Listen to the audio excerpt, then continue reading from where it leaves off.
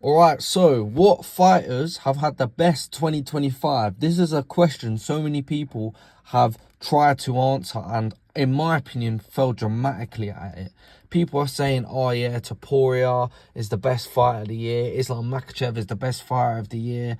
I wholeheartedly disagree with that. And so I've created a top 10 list of the top 10 fighters who have had the best 2025, and spoiler alert, neither Makhachev nor Topuria are in the list. I'm defining a fighter having the best 2025 as if our opinion has dramatically improved of that fighter.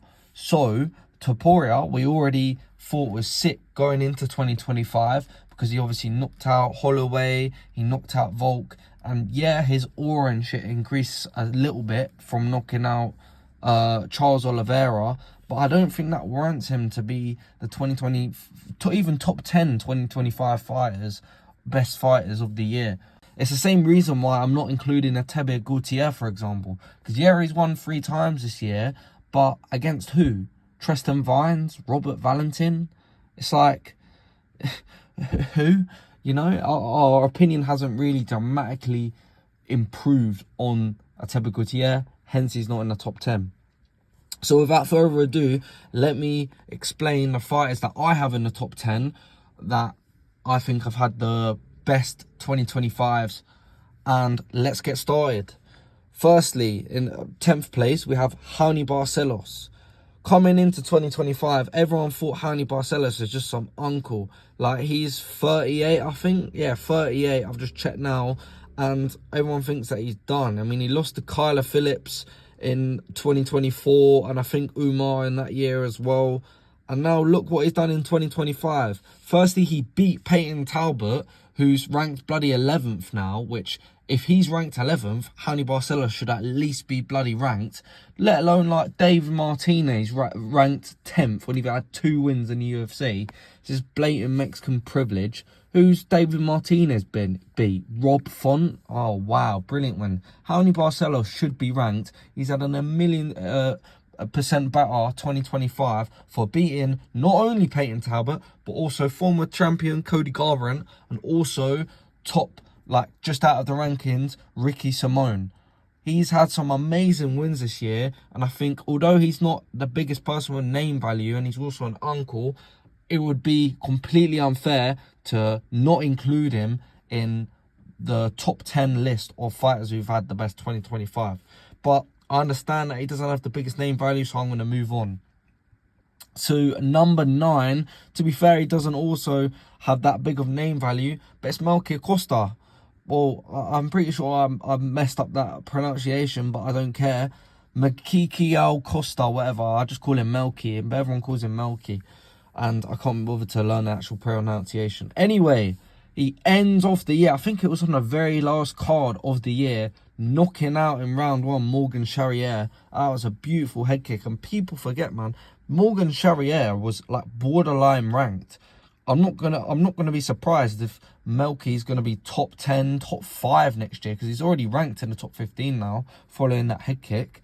And yeah, some of his other wins aren't great this year, like the Julian Erosa win, or I think it was a guillotine choke over Andre Fili. But like, he also beat Christian Rodriguez this year, who's known to like beat like really good opponents, you know.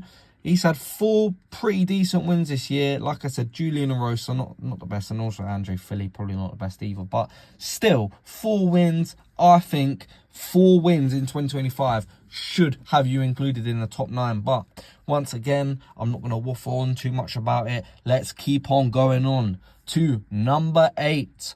Lerone Murphy. Now, Lerone Murphy has had such an improved opinion of what we think about him from the beginning of the year to the end of the year. At the start of the year, he'd beat Edson Barboza, he'd beat Dan Ige, but people thought that it was just a really boring fighter. I mean, he just keeps going to unanimous decision, split decision. He had that KO with the knees and the punches over that random Makwan bloke. But apart from that, he'd just gone from decisions over and over again in the UFC. I think that's his only finish. until he finished Aaron Pico with spinning elbow. Oh my days, I watched that live. Beautiful KO. Fair play to him. And he also beat Josh Emmett.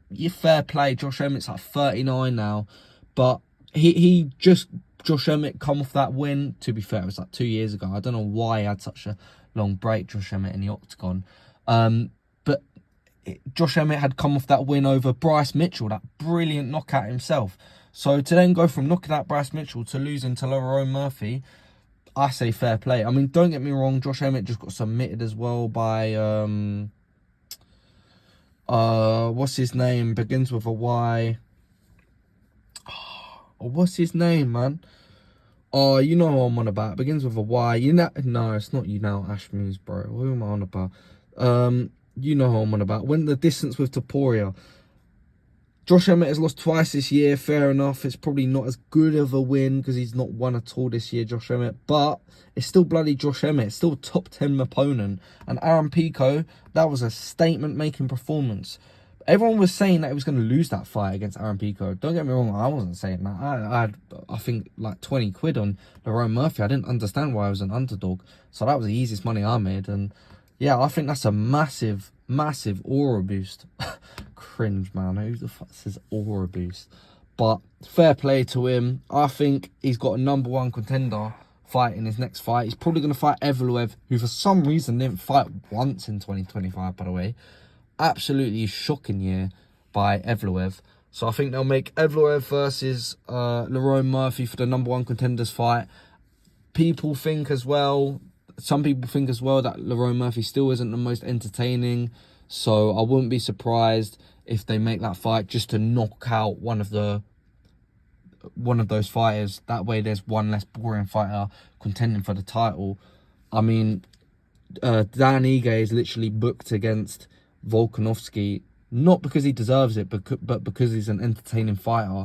And so there's precedent that only entertaining fighters will fight for the title, and therefore they'll probably make Evloev versus Murphy to knock out one of the boring fighters, so that only one boring fighter will have to fight for the title instead of potentially two. Because imagine they do Evloev versus Gene Silva and Evloev wins that, and then Murphy, who also people perceive as a bad fighter, fights, I don't know, Kevin Vallejos, and Murphy beats Vallejos as well. Then they have two boring fighters instead of one contender for the title. So yeah, I think they'll do Murphy versus Evloev for the #1 contender spot. Run it, man. And yeah, he's my #8 spot. Coming in at #7, we've got Waldo Cortez Acosta. Now, don't get me wrong, he's the first person this year to actually have lost. But who did he lose to? Bloody Sergey Pavlovich.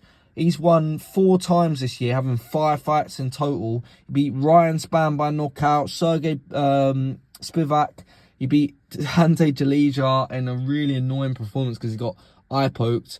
Like the week after Tom Aspinall got eye poked, that was a no contest, and he carried on fighting Waldo despite being eye poked, and then bloody knocked out Ante Jalija. So that was a massive aura boost for him. And then he also knocked out Shamel Gaziev, the blob. So yeah, love him or hate him. I more hate him because he's milking the bloody eye poke thing, and I'm a massive Aspinall fan. You can't deny that he's top 10. I have him at what, 7th place? Yeah, 7th place. Fair play. And for #6, I have BSD, Benoit Saint Denis, the God of War himself. Massive, massive comeback this year. Keep in mind, I'm ranking what fighters have had the best 2025 based on how much our opinion has improved of them. In 2024, he lost to Dustin Poirier by knockout and also by doctor stoppage to Renato Moicano. People are thinking, oh yeah, this guy got fraud checked, like the actual definition of fraud checked, not just losing to like some random like ranked contender. Like people are actually saying for a good reason he was fraud checked, because before that his best win was Matt Favola. Actually, probably Thiago Moises was probably a better win.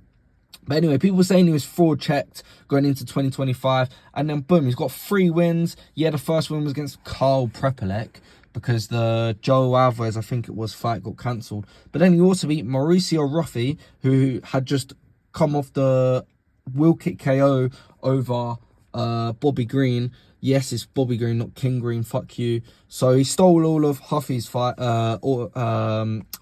Sorry, and he also knocked out Benil with a left hook that looked like it barely landed, and it knocked him out. Not cold, but he was on the canvas. His head was on the canvas. It wasn't flatline out cold, but that was a brilliant knockout. Even though it barely landed, it looked like. So yeah, massive increase of our perception of how good he is. Benoit Saint Denis, fair play to him. He's booked against Dan Hooker, and I think the winner of that should fight the winner of Charles Oliveira versus Holloway. I know this is off topic, but imagine that for the BMF. I mean, who else are you going to put for the BMF? Arman Sarukian versus the winner of Oliveira versus Holloway? I don't think that's a possibility. The winner of Oliveira versus Holloway ain't going to fight for the title again because they both have lost to Topuria. And let's be real, Topuria is going to fight Paddy versus Gaethje, the winner of that fight next anyway. But yeah, BSD is number 6, and we're entering the top 5 now. Coming in at number 5 is actually the Australian Quillan Sal Killed. People going into 2025 didn't even know who this guy was. On the Contender Series in 2024, he'd just beat Gay Jong by decision, but he gets in anyway because he'd had a lot of finishes on the regional scene. And it was also a good scrap from what I remember as well. But in February, I actually didn't watch this card live and I was so annoyed that I missed it. Not because everyone said it was the worst pay-per-view card of the year. I'm so glad I missed that card. If I missed any card, I'm glad that I missed that pay-per-view, sorry, out of any of them. It was literally the only highlight of the night, him knocking out Anshul Jubilee. But the memes, man, the memes when he knocked out Anshul Jubilee was insane.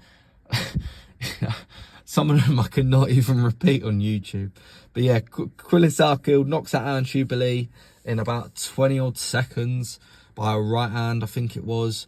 And then he also beats Shanao Ashmouz, the Jew. And he also beats I think he's Afghanistani, Nasrat Haqparast by an amazing head kick KO, just as bloody John Anik was talking about his bakery. People didn't know who he was going into 2025. And now he's arguably going to be facing a ranked opponent. Like, originally he was booked against Rong Zhu for some reason. I guess they just wanted him to knock out another minority. But that got cancelled. And people are now saying that he's probably going to get a ranked opponent instead of Rong Zhu. So, yeah, he's had a massive increase of the opinion of how good he is, because going into 2025, we didn't know who the hell he was. And now, at the end of 2025, not only has he got loads of wins, not only has he got loads of wins by knockout, he's beaten Nasrat Haqparast, for example, who is a good, well, we thought was an amazing bloody contender, borderline just out of the lightweight rankings. I say fair play to him. That's why I have him in the top 5. Someone else as well, coming in at 4th place actually, who we didn't even have in the UFC coming into 2025, is actually Kevin Vallejos. He won his debut against Cam Teague, I think it was, in 2024. His only loss is actually Gene Silva. Mate, he's had an amazing 2025. Knocks out Sungwoo Choi.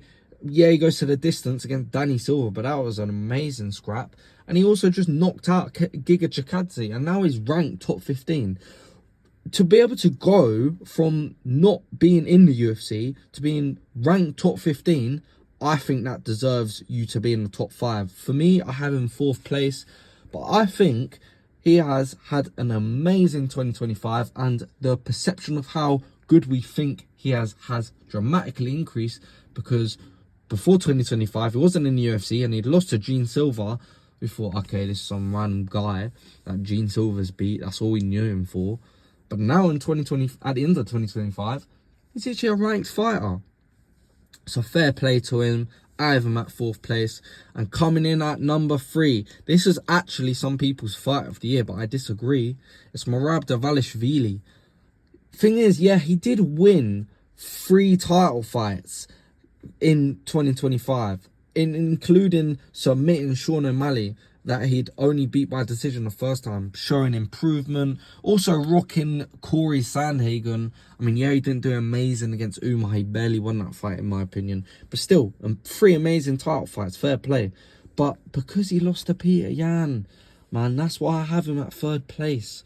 I think that the loss to Peter Yan is just, it decreased our perception of how good he is so much. Because it's not like he barely lost, like he barely beat Umar. He got absolutely dominated, lost at least 4-1, arguably 5-0 to Peter Yan. The Peter Yan elbows, man, when he was changing the game, he just looked like a whole different fighter from the first time Merab faced him. And for that reason, I just can't have him as the fighter of the year. Yeah, he had 4 fights as a champion, and I highly respect that for him, because even having 2 fights as a champion in this era is extremely hard and basically never happens anymore. But I can't rank him, man, higher than 3rd. And in fact, I have Peter Yan himself ranked above Merab. I have him at 2nd place. Peter Yan, coming into 2025, had beaten, Figueiredo, and also Song Yadong especially was a good win. But both of them were won by decision. And secondly, just before that, he'd lost to Merab and also lost to O'Malley, although the O'Malley loss was kind of debatable. I think, that he'd also lost to Aljo as well. It's a 3-fight losing streak. But yeah, the Aljo loss and the O'Malley loss were kind of split. But still, coming into 2025, we thought, okay, he's a good top contender, but not amazing.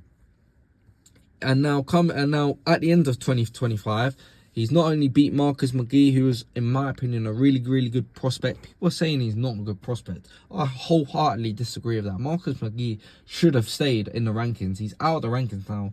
I think he should have stayed in the top 15, especially if David Martinez, like I said, is 10th in the world. Absolute bollocks. But most importantly, he beat the boogeyman himself, Merab. And I think if you beat someone, you should be ranked above them. Enough of these topology rankings where there's certain fighters, I can't, if I'm honest, name any off the top of my head, but just know that there are certain fighters that are ranked above people that they've lost to. I don't think that should exist. If Yan beats Merab, Yan should be ranked above Merab, especially in this context where Yan has had an improved perception going into, from the start of 2025 going into 2026. He has had such a bigger aura gain, such a cringe term, but it's true, than Merab has. Merab lost so much aura when he lost to Yan, and so I think for that reason he should be ranked above Merab. If you think that Merab should be ranked above Peter Yan, at the end of the day, I can see the argument. I just disagree with you. But yeah, Merab and Peter Yan for the 3rd and 2nd spot collectively, which ponders the question, who is going to be ranked number 1, aka the fighter that has had the best 2025? I think it should be Joshua Van.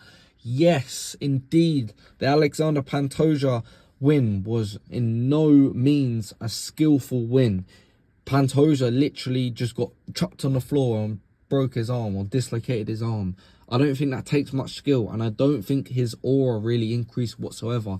In fact, people were pissed off at him because he was celebrating that win, but I think that's stupid. If you win a bloody title, then you'd be celebrating as well. Mate, if you win your amateur debut as an MMA fighter and you win via the way that Van won over Pantoja, you'd be celebrating, let alone if you win a literal UFC title.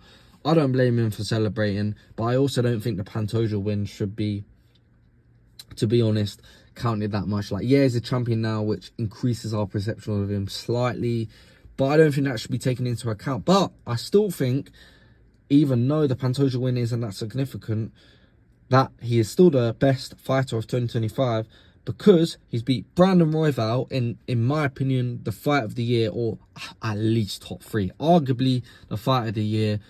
He's also beat Bruno Silva by knockout, and also Rey Suura, who I think, yeah, he was undefeated going into it. So he's got some good wins, man, on 2025. Yeah, the Pantoja win is, but it's still like the 2nd fastest. Yeah, but behind Conor McGregor win to a title when he is a champion. So I think for that reason, he has had the best 2025. You've got to keep in mind as well, in 2024, that's when he got knocked out by Charles Johnson. Like, He's what, 23 years old, the second youngest UFC champion. The rate at which this geezer is literally improving is absolutely insane. He's, I think, the most active fighter on the roster. Maybe Neil Magny and Kevin Holland are in front of him. But apart from that, such an active fighter. And he's winning, man.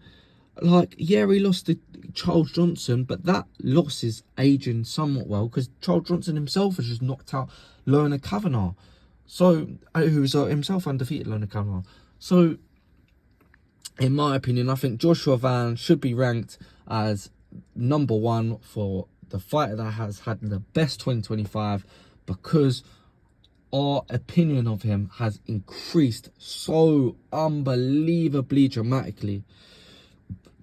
Like I said, some honourable mentions that didn't include the list include Islam Makhachev, include Ilia Topuria, because we already knew that they was great fighters. Our opinion of them hasn't increased so much. Even though they did become double champions, don't get me wrong, I don't think that their opinions have increased of